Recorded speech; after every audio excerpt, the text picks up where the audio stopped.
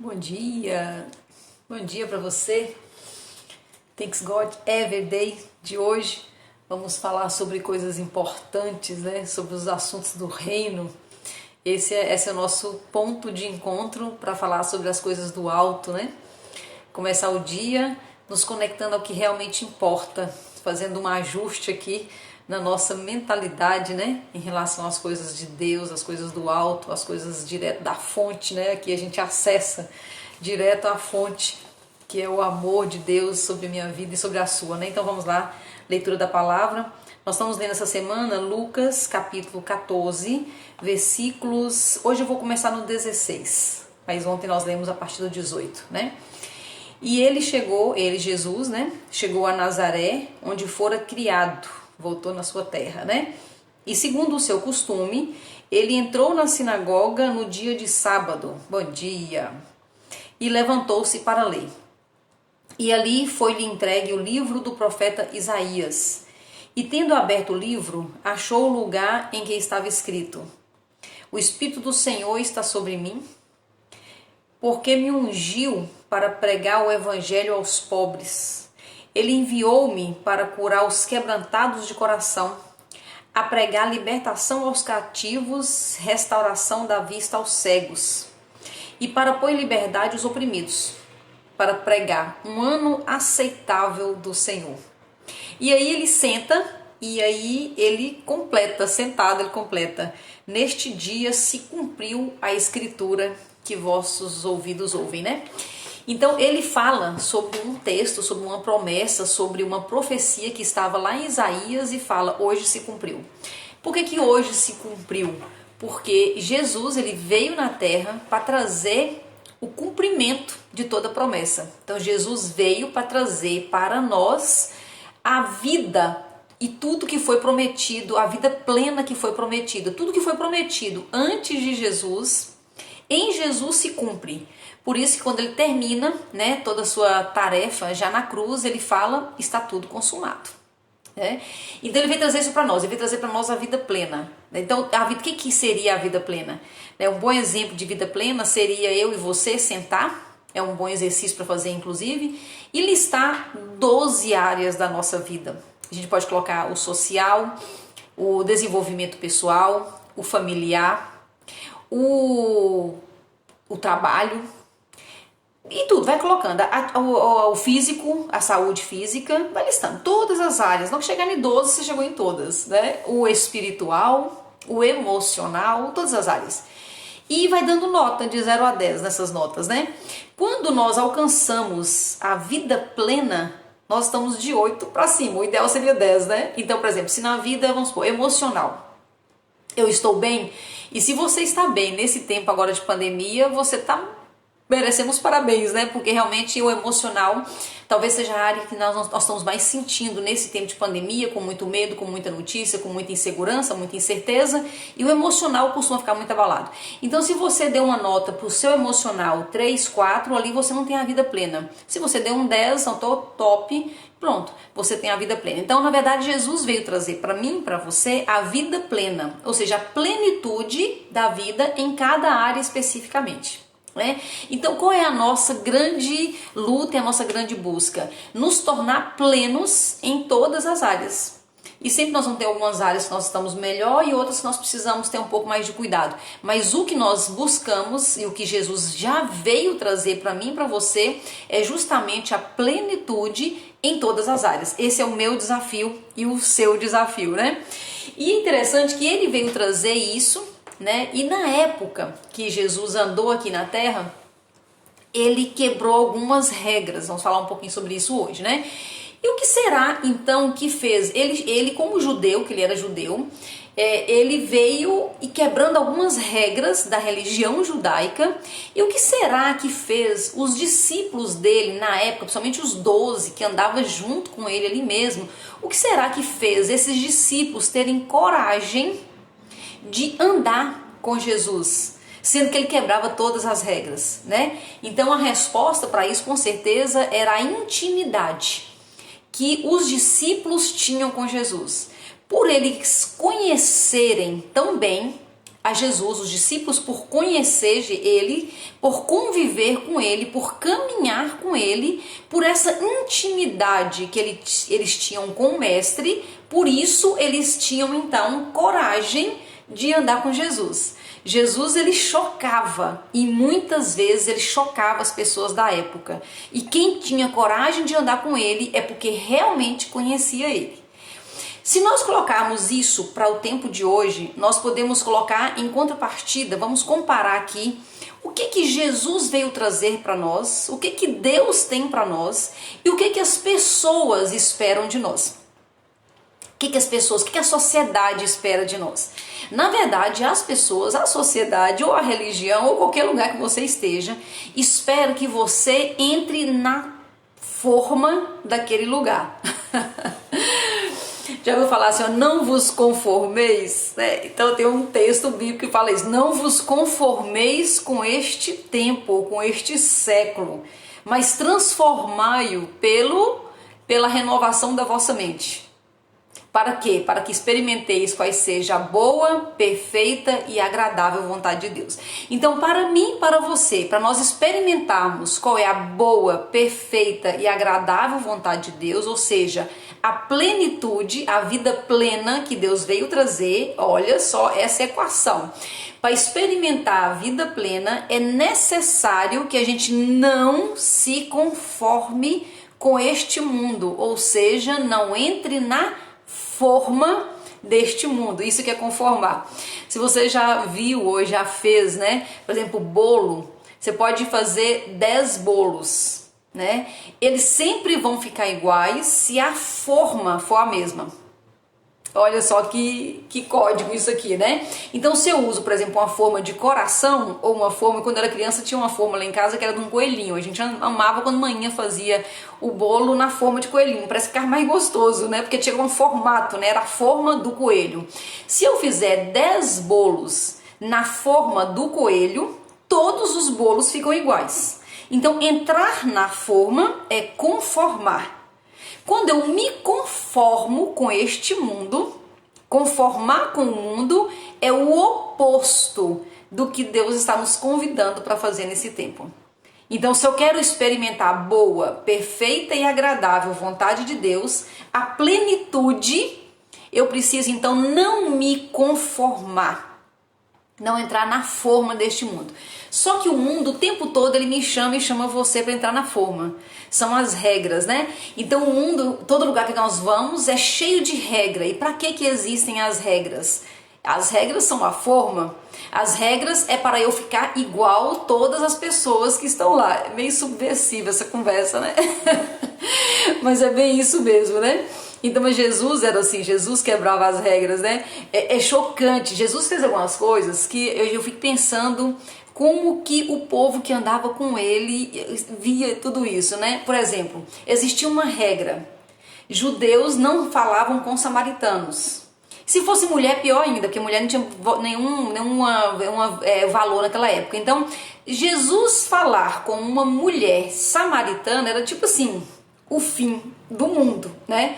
E aí Jesus fez isso, Jesus falou com uma samaritana. Então qual era a regra? Não falar com mulher e nem samaritana, principalmente samaritana, não podia falar com samaritanos mesmo, né?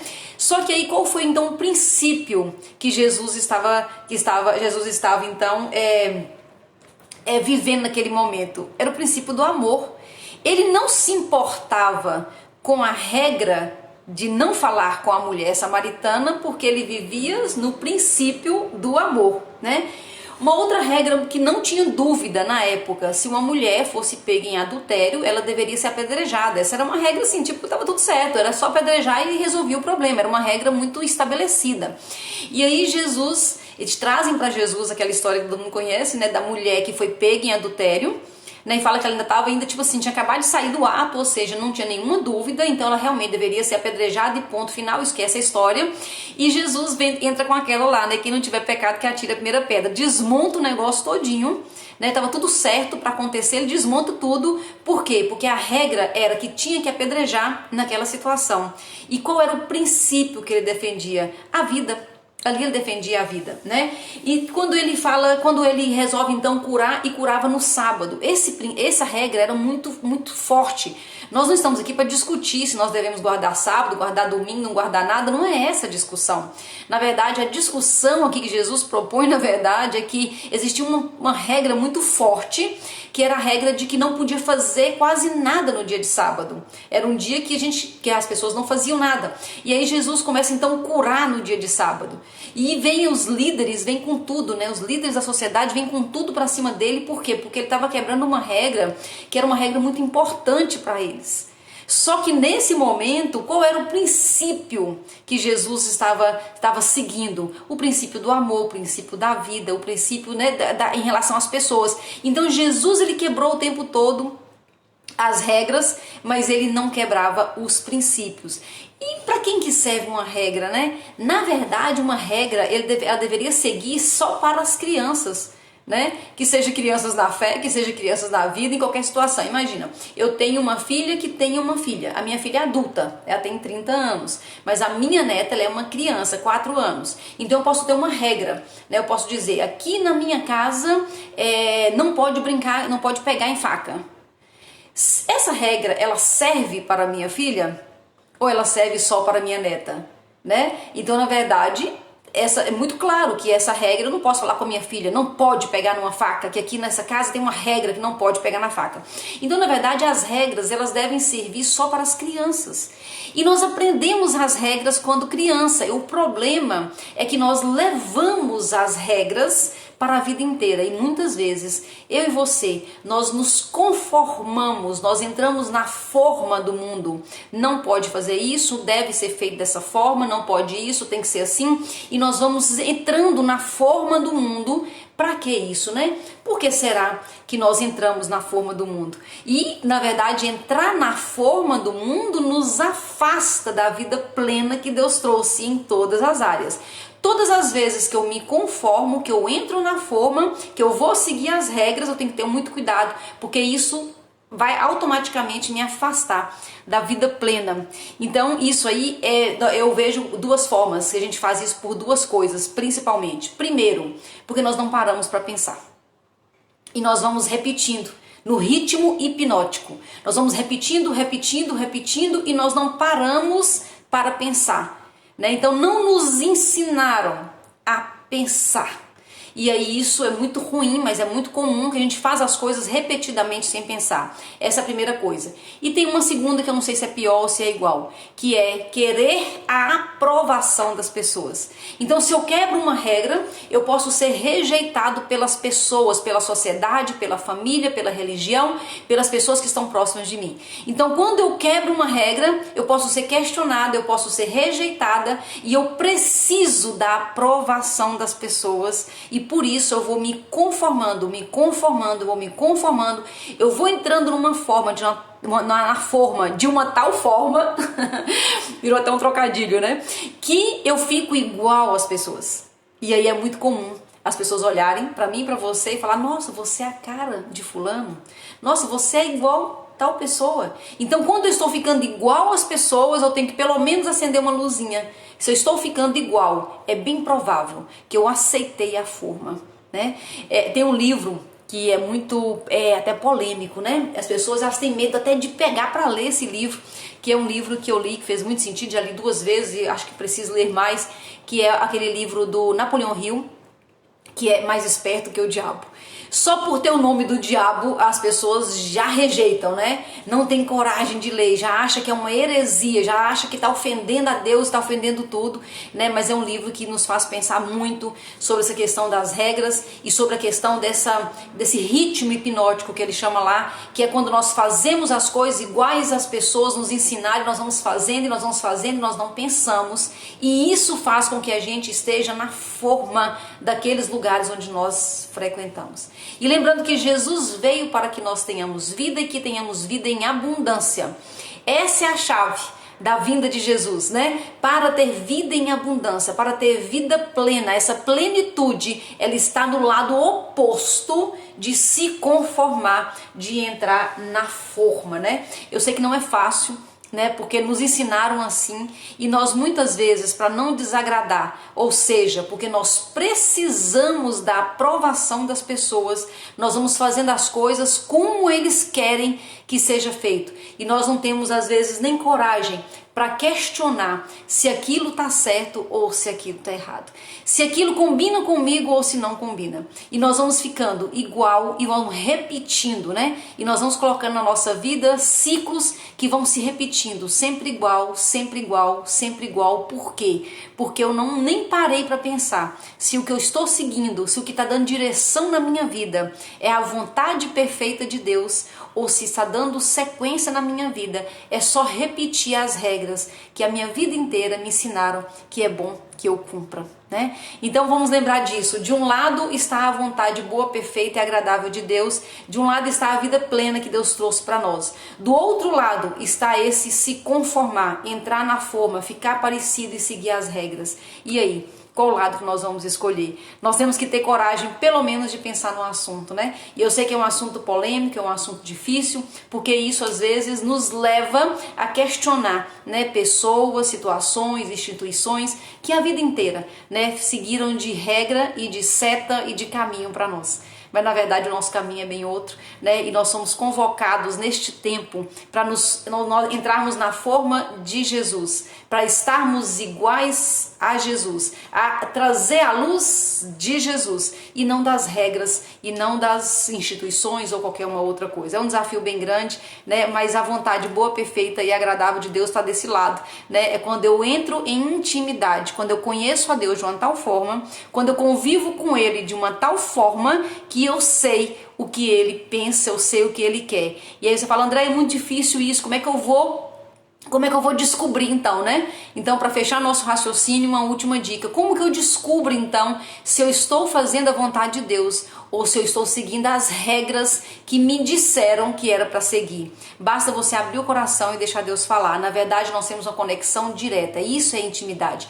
Nós temos uma conexão direta com Deus. Nós temos uma conexão direta com o amor, com a presença, com a fonte, porque nós somos de lá, nós viemos de lá. Então essa comunhão que nós podemos e devemos ter com Deus, é essa comunhão que traz para nós a revelação e vai nos inquietando e vai nos incomodando e vai nos ligando a pessoas, a situações, e nós vamos tendo revelação do que Deus realmente quer mostrar para nós. Então a solução, na verdade, é comunhão, a solução é intimidade, a solução é conhecer. É conhecer de verdade. Não é dizer que eu conheço, não é dizer o que alguém disse, mas é aquela comunhão verdadeira. Eu sento com Ele, eu entro na fonte, eu tenho comunhão, eu conheço Ele de verdade, né? Então, como disse o Jó, né, no final do livro dele, eu conhecia de ouvir dizer, mas agora eu te conheço de verdade.